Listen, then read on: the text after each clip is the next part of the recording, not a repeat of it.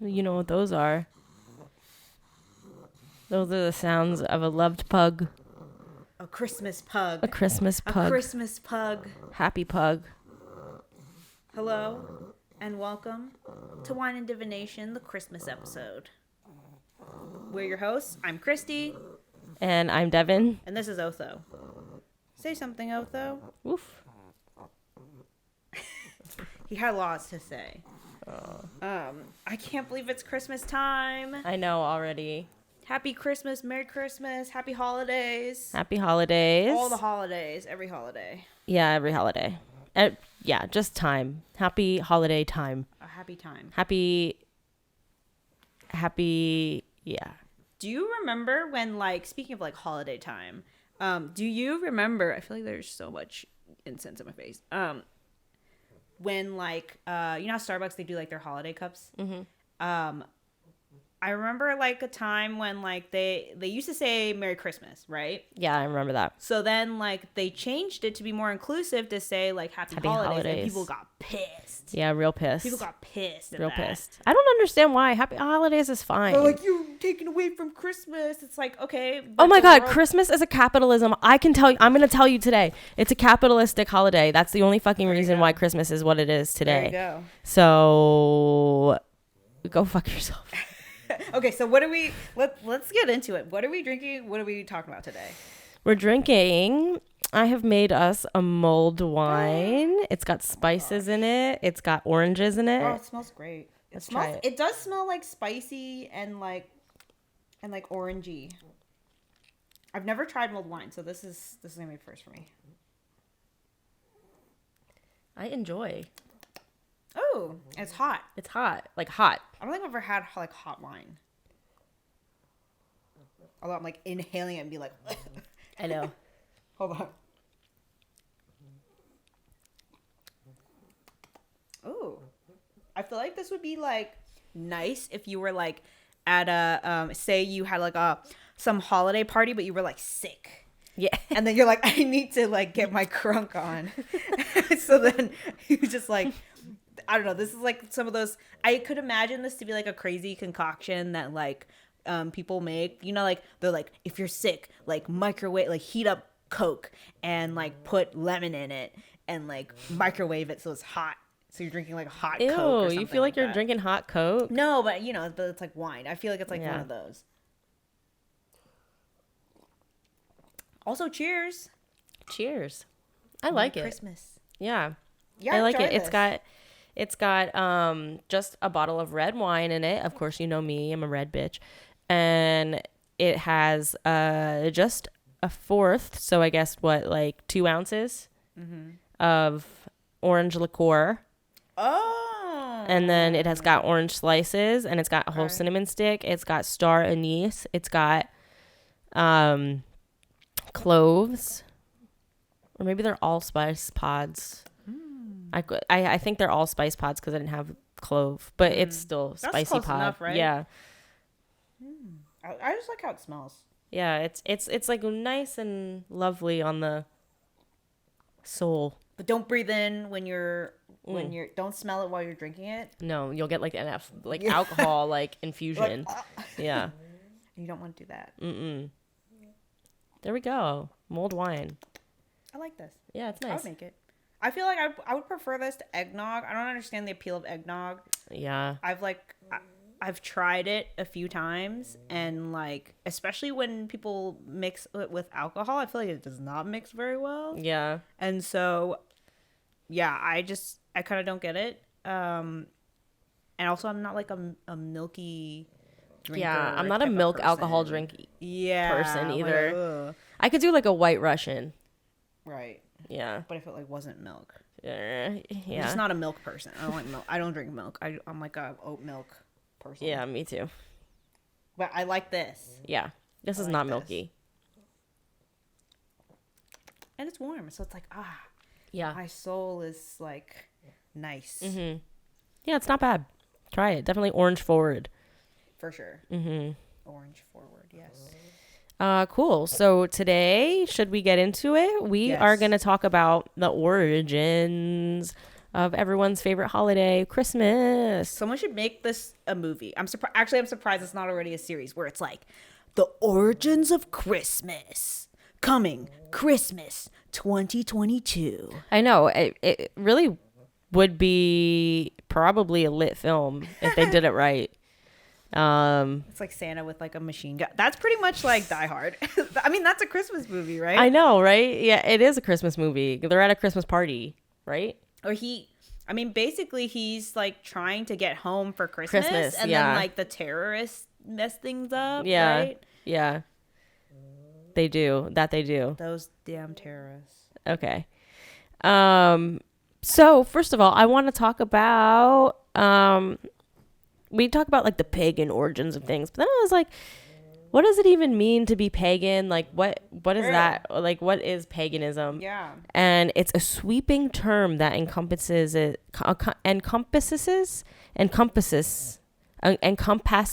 Yes. anyone from the Romans to the Norse and Scandinavia. Oh. As Christianity spread through Europe in the early ADs, missionaries got to know a lot of different groups of people with varying religious systems and beliefs. All of these people and religions were lumped into the catch-all term of pagan. So basically anyone from Christian. ye old world that wasn't Christian. Okay. All right. And I'm getting all this info from cheffin.com.au. So wherever AU is. Australia? Yeah, some kind of Or blog. Austria?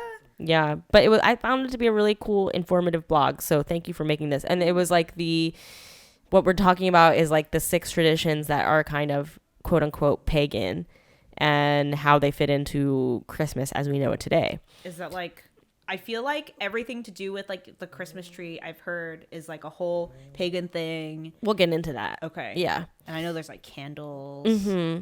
So the winter solstice was a huge part of pagan life because they were primarily agricultural people. Winter marked the end of the year's harvest and the chance to enjoy the company of loved ones and rest from tolling the fields. I love that. We do that So now. during the winter, since you can't farm, they devoted themselves to worshiping their various gods and celebrating with those around them. Mm-hmm. From history.com. History.com. When we're talking about why Christmas, they're like, what about celebrating Jesus's birth? Is that what Christmas is? Wasn't he born in like July or something? They said, like that people found? Unfortunately, the Bible does not mention a date of Jesus's birth, although some evidences suggest his birth may have occurred in the spring, because why else would shepherds be herding in the middle of winter? Duh. True. Thank you, History Channel. True. And Pope Julius I chose December 25th. They're like, it's cold. You guys aren't doing anything better anyway. Yeah. And it is commonly believed that the church chose this date in an effort to adopt and absorb the traditions of the pagan Saturnalia festival. That's true. They were just like converting everyone because like they were like, oh, there's too much stuff going on that we can't celebrate everything. Let's just like, Same with Halloween. Like not Halloween, but Samhain. Yeah. They just were like, this is all Hallowmas now. Yeah. Yeah. Crazy. And the Saturnalia festival, I'm going to get into that. I know I have it in my notes. Oh, I'll talk about it in a second. Festival? Yeah, What I'll is talk that? about it in a Okay, minute. I'm excited. Yeah. Okay. By the Middle Ages, Christianity had, for the most part, released pagan religion. And on Christmas, believers attended church. Then they celebrated raucously in a drunken, carnival-like atmosphere similar to today's Mardi Gras.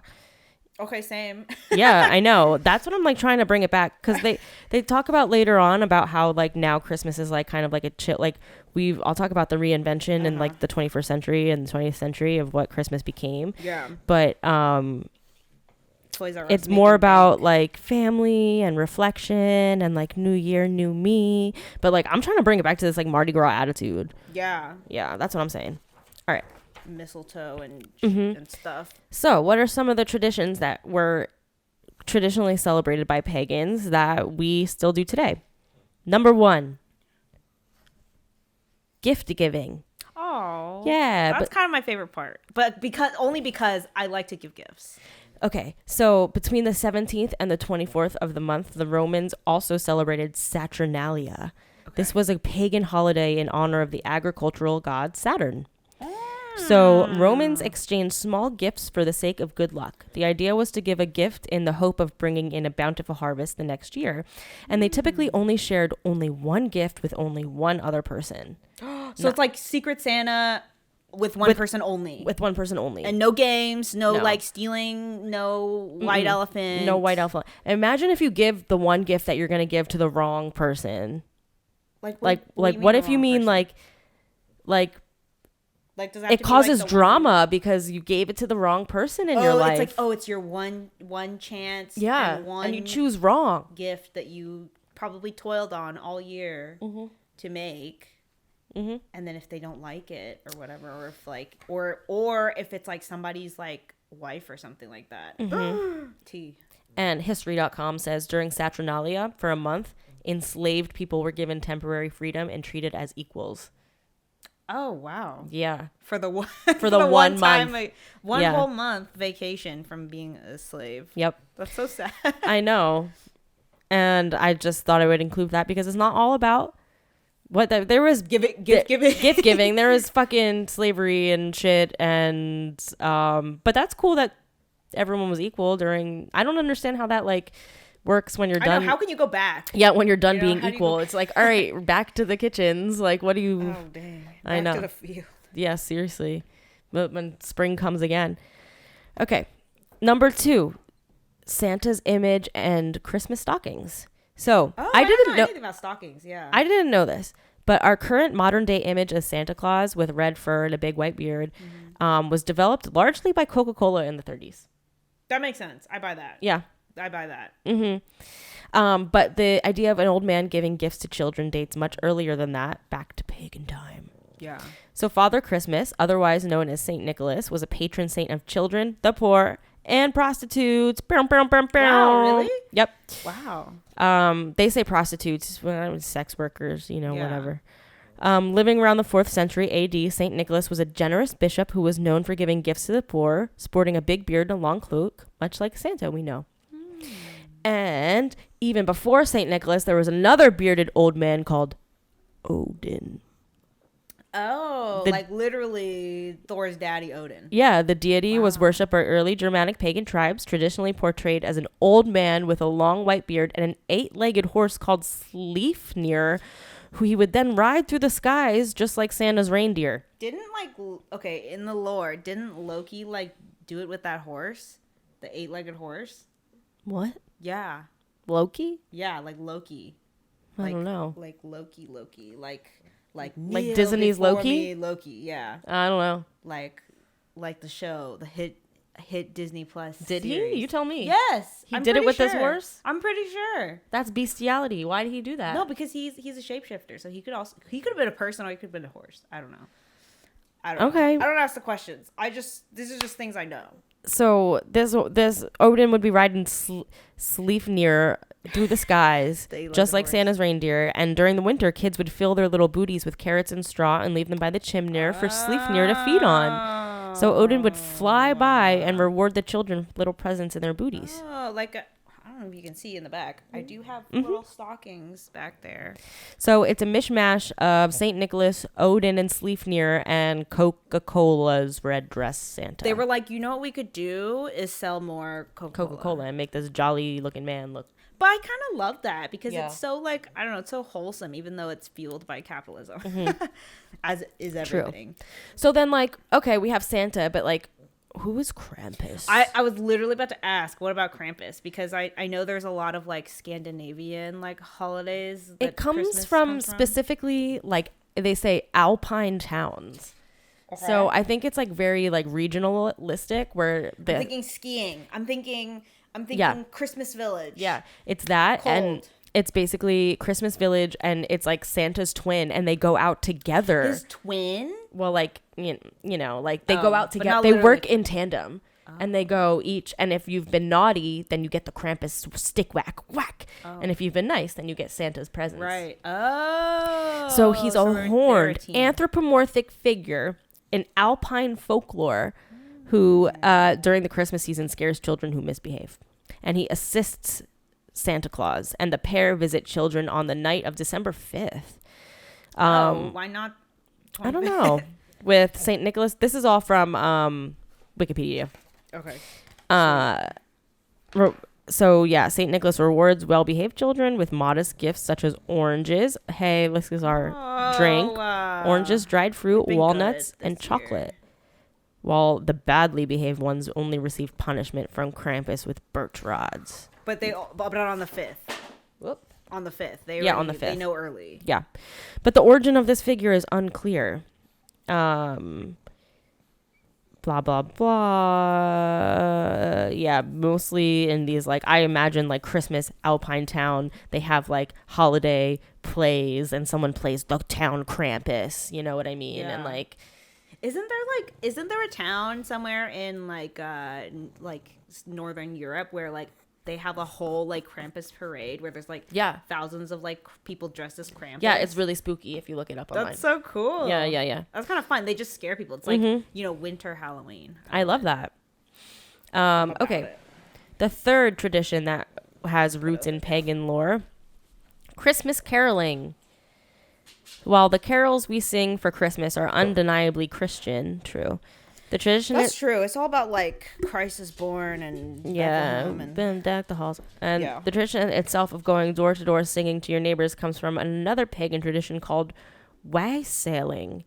That's like, you know how we learned about this in, like, in Halloween, but it's like they would go door to door. Yeah. Every year, wassailers would roam through their villages in small groups, singing loudly with the aim of banishing evil spirits and wishing good health to those around them. So banishing evil spirits. That's why they sing. Oh, interesting. Mm-hmm. Interesting. Mistletoe. Another tradition is mistletoe.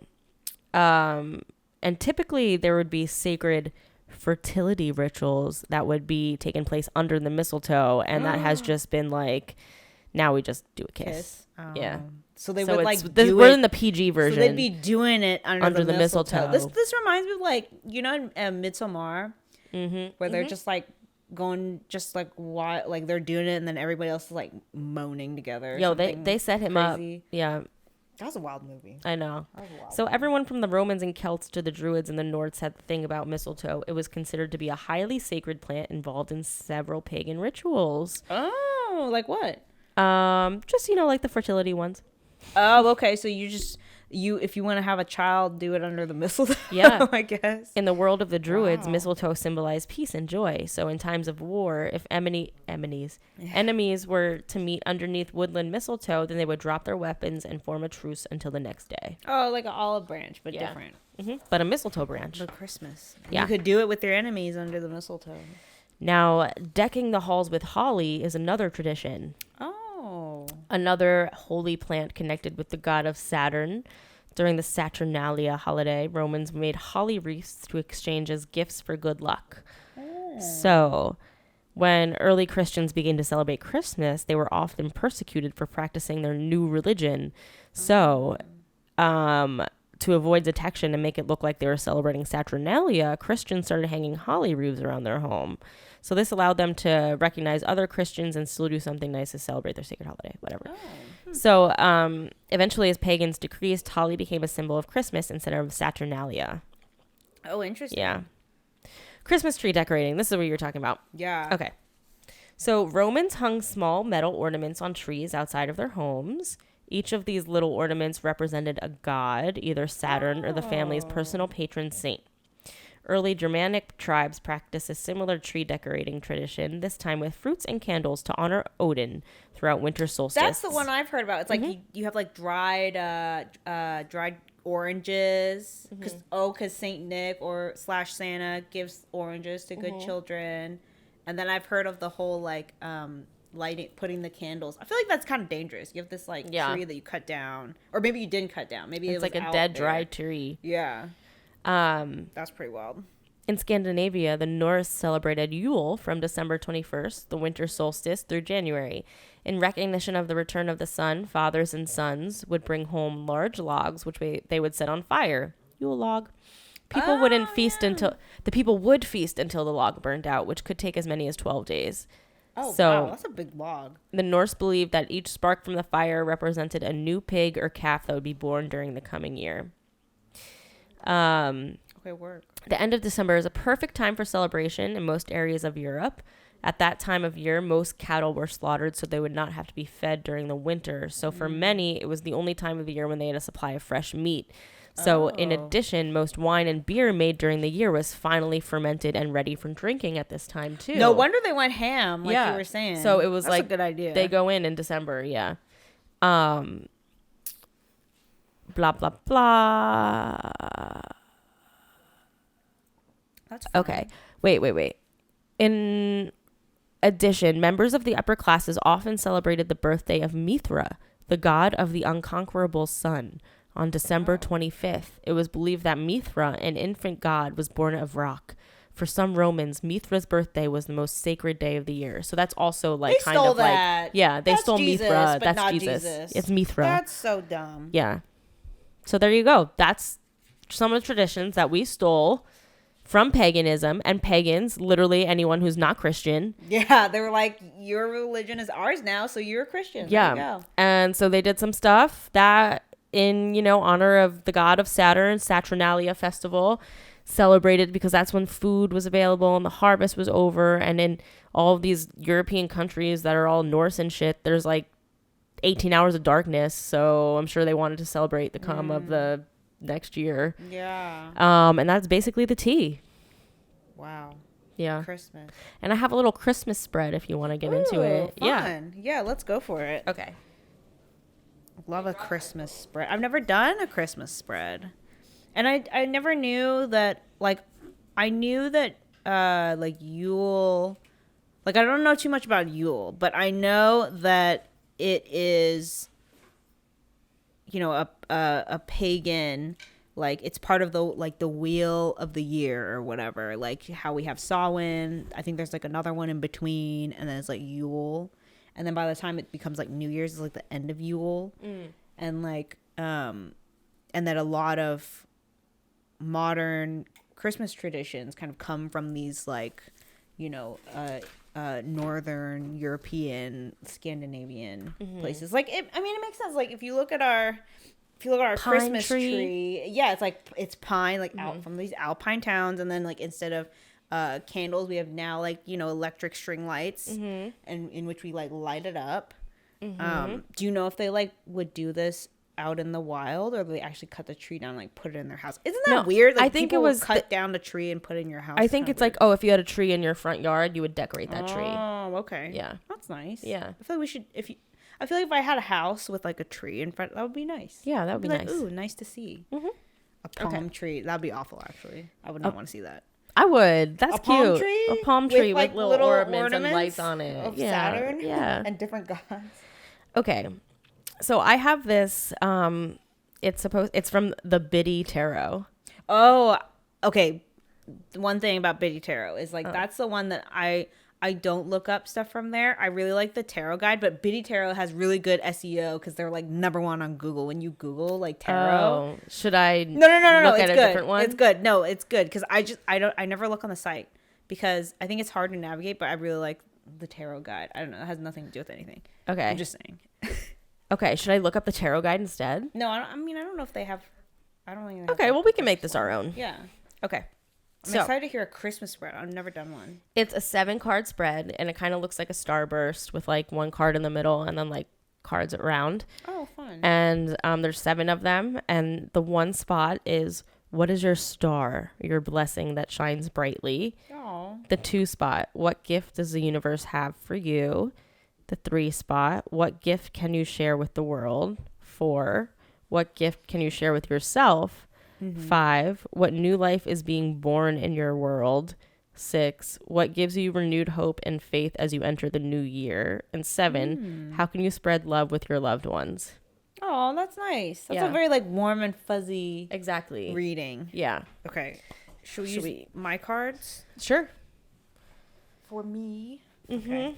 I'm gonna use. I felt like the OC Pagan Otherworlds deck was like giving me a Christmas vibe because it's all about nature and pagan imagery and things. So I was like, okay, this is giving Christmas, but not Coca-Cola Christmas. Okay, so I'm gonna shuffle. Okay, Christmas. What kind of gifts will I get for Christmas? Tell me. Okay. Okay. So we go 1. Oh, good. Abundance. Oh, okay. Judgment. 2, 3, The Magician. Ooh. 4, Okay, what is this? King of Wands reverse. 5, 10 of Cups. Wow, lots of 6, cups and coins. Oh my gosh, I need 7. I need Yes, some money this for is a Christmas Christmas. spread if I've ever seen one. Okay. Cups, abundance, This is looking good. I don't know. judgment. Yeah. Okay. So let's get into it. Let me get my little book out. I'm Okay. going to read Kristi. All right. This is looking great. Okay, if you want to check out our spread, we're on YouTube, youtube.com/@wine.divination, or you can go to our Instagram, wine.divination, to check out the spread. And yeah, we're enjoying a nice bit of mulled wine. What do you think? After we've had we've been I drinking still this for a like little. it. It's like warm and fuzzy. I think we were when we were drinking, it was maybe too hot. Because then I think that's what was causing me to be Yeah. accidentally, But now that it's a little bit more, it's warm and not hot. I think it's a lot better. Yeah. Okay. 6 of Cups. Okay. So this is supposed to be, what is your star, your blessing that shines brightly? Ooh. So let me know if any of this resonates with you. Okay. 6 of Cups. It's a joyful card of emotional renewal, perhaps after a time of unhappiness. The 6 of Cups represents a willingness to share joy with others. You eagerly give of yourself and receive the good things life offers. Through your actions, you express love and caring to people you know and to the things you value. Yeah, I feel like that's me at a general point, right? You're I'm open to receive. I love to give. That might be your resonates. gift, just openness and receptiveness and generosity. I would feel like those are pretty good gifts to give to the world. Yeah. Okay. So this is your blessing. That's what shines brightly about you. Okay. So 2, what gift does the universe have for you? Ooh, judgment. And this is, they say, what gift, not message or anything. It's what gift does the universe have for you? So let's go ahead and see judgment.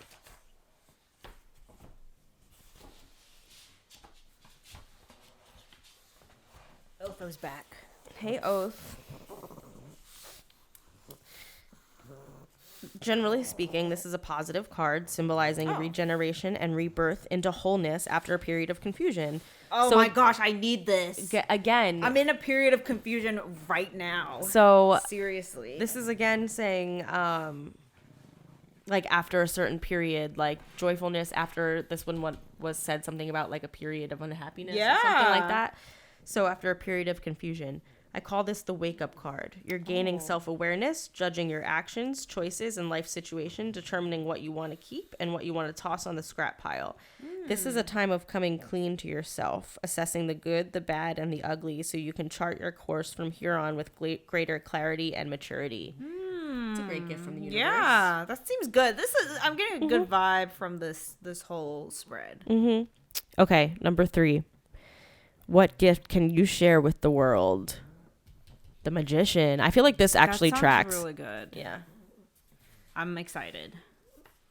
I think Magician is all about having a mastery of multiple opposing elements. Yes. Or something like that. When the Magician shows up in a reading, he indicates you have special powers, but you may not realize them yet, or you may not be using your powers. Use your intellect, intuition, talents, and practical skills to manifest your dreams.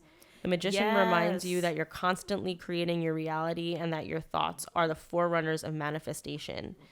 He can represent your inner guide who, if you listen carefully, will help fulfill your potential. So, the Magician recommends getting in touch with the unseen world instead of focusing only on the material one. They aren't separate, and what we usually think of as reality is an illusion. The presence of the 4 magic tools. What's the 4 magic tools? They represent the 4 elements. Oh. on this card suggests that everything you need is right there at your fingertips. You're connecting with your power and aligning yourself with universal forces to achieve your goals and desires. I'm ready to. I have actually been doing a lot of manifesting and like leading up to the new year. And just want to say, next episode we have is going to be about manifesting for the new year.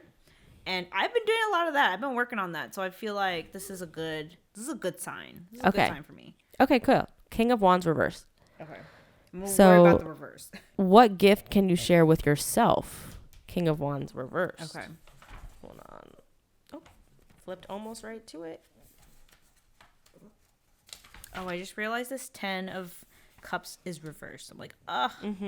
Well, maybe it won't be a bad thing. Yeah, we'll see. Okay. When the King of Wands is reversed, you may run into delays or your success isn't as great as you hoped for. Oh, dang. If he represents a real person, it may be someone who's not available to you or who can't help you even if he wants to. Perhaps his loyalties lie elsewhere. He's probably not dishonest or irresponsible, but he may not be forthcoming. So this is, what spot was this? This was, 4? what gift can you share with yourself? Well, you don't want to share delays with yourself. Yeah. Maybe waiting it out, you know, seeing what unfolds is kind of vibe. Yeah. Or like keeping your eyes open, you know, knowing when something is a dead end or like you shouldn't go that way. Maybe just being aware, like you said. Yeah. Okay. Let's move on to the 5th spot, which is what new life is being born in your world. Oh. Okay. Reverse 10 of Cups. Oh my gosh, I feel like, okay, if I were to give a guess, I feel like the 10 of Cups is about like celebration because I see this maypole thing. So then I feel like it's about like delayed celebration. Okay, That's my guess. That's my guess. 10 of Cups reversed. The reverse 10 may point to disharmony or disappointments in your home life. Uh-oh. Things haven't turned out the way you expected. Sometimes it suggests a family that puts too much emphasis on stuff and not enough on love. In some cases, this card may represent the loss of a home or children leaving home. I mean, I am a child that has left home. Once. Yeah. Before. In previously. Yeah. Okay, so that's what new life is being born in your world. Okay. Okay, some disappointments and disharmony. Okay. All right. Okay. Maybe Well, too that's much. sad. Yeah, I know. Dang, what the heck? I know. Okay. Sorry. Lots of disappointments in this spread. Yeah, we were thinking it was going to be very strong. Yeah. I mean, it seems like it's, I don't know, with good comes bad. Yeah. You know, and True. with bad comes good. What gives you renewed hope and faith as you enter the new year? I need money. You see this? Money. 7 of Love some money. Pentacles. Yeah. Yeah. Yeah. Upright. Upright. I don't know. This is kind of weird though because I see, what are these, like little? Are they? I don't know if they're stones or if they're like cut down trees. I think they're cut down. Oh, bales of hay, maybe. I don't know. Can't tell. What is this? 7 of Pence. Okay, upright. Shows a venture or financial investment beginning to bear fruit. Yes, fruit. However, you Love may a bit of still need fruit. to put in more work and be patient. Again, you haven't reached the end yet. As you appraise your crop, you may choose to prune the tree, discarding the lesser quality fruit to improve your harvest. So maybe you're like getting a lot in. Some of it you don't even need to keep with you. Just be picky about the fruit. yeah, exactly. Okay. Okay. And then we have the 7 and the last spot. How can you spread the love with your loved ones? Oh, It's a 9 of Cups. okay. This seems nice. Yeah. I feel like I see a frog, and I know that frogs are generally a symbol of like money coming in. I don't know, but then it's looking at this vast lake. Oh, wait, this is very bizarre. So this card spot is how can you spread the love with your loved ones? Okay. And this says, you've achieved a position of comfort, abundance, and happiness. Now you eagerly share your warmth, love, good cheer, and other goodies with people you care about. The universe is smiling on you. Oh, that's nice. Okay, so it seems like Brings it back around in the end. Yeah, it's really weird. So I feel like, okay, my summary from this is like I have a lot of gifts to give and receive. I'm in a good place to give and receive, right? And then I'm gonna be in a place where I am gonna be contemplating my options, and then I'm good with my shit, and then but then there's gonna be some disappointments along the way. But also, I should not give it all away for free. Right. Seems like the kind of gist here. And then things are going to be kind of pretty well, except I need to be more picky, which kind of ties along, like, don't give away for free. And then I'm going to be sharing the successes with loved ones, I guess. Yeah, of course. Yay. That's pretty good. That's pretty good. I mean, of course there's going to be disappointments. Actually, I was like reading this book called the like Tao of Craft, and it goes through like how the basically one of the foundations of like Taoist like magic, like Chinese Taoist magic, is that anytime you create good, you will also create evil, and anytime you create evil, you will also create good. Interesting. So I'm like, this is very aligned. Yeah, very much so. Oh, that's nice. Yeah. So that Very was Christmassy. I'm in the Christmas mood. Yeah, that's a Christmas spread, you very guys. Merry Christmas. Yeah. To me and to all. Mm-hmm. And to you and to Otho. Do you have anything else to add? Should we take a photo of this? Oh yeah, let me take a picture. Again, if you want to check out the spread, we are a video podcast. If you didn't already know, we're on YouTube, youtube.com/@wine.divination. Instagram, we're going to have a post of this, wine.divination, to check it out. Let's see. Taking some pictures now. I feel like I learned so much about Christmas that I didn't know. Just like, this just solidifies facts. Sorry, not sorry to all the Christians, but it's like, you know. But it's like your holiday's made up. Just pushing it all on people and just claiming. It's like the person in the group project who's like, oh, I worked so hard on this. But they didn't. And no one likes that person. Yeah, pretty much. Like, a lot of other religions are like, very much keep to yourself. And then, you know, I don't know. Not saying the whole religion, but like, you know, people who practice the religion are like, meh. And that's the tea. That's the tea. That's the tea. Oh my gosh, so Merry Christmas. Merry Christmas. Hope you all have or if you don't celebrate Christmas, happy holiday. Whatever holiday you may celebrate. Hope you have a good one. From us at Wine and Divination, we wish you happy holidays. Yes, we do. And this has been an episode of Wine and Divination. Christmas edition. Yes, Christmas edition. And next episode, we're going to talk about manifesting for the new year. 3 ways to manifest the life you want in the year of our Lord, 2023. Oh my gosh. Yeah. Oh my god. I just did a long ass fart. I also really wanted to let you all know. Yeah. Merry Christmas in fart form. And if you haven't watched any of our other episodes, just so you can get a gist of who we are, like Kristi said, a video podcast where we read the tarot cards of a special guest of honor. And we have a new guest on each week, and we read their spread, and we go through it, and we learn about tarot together. So check out one of our other episodes if you want to get some of our traditional content. Yes, and every other episode we do just like, you know, witchy chats about things we're learning, things we're exploring, spells, rituals, just, you know, like whatever we come across and the subjects that we want to learn more about. Go ahead and visit wineanddivination.com to get all of our social media links. You can find us on pretty much all podcast platforms, just like anywhere. We're on YouTube, we're on Instagram, we're on Twitter, wineanddivination.com to go check it out.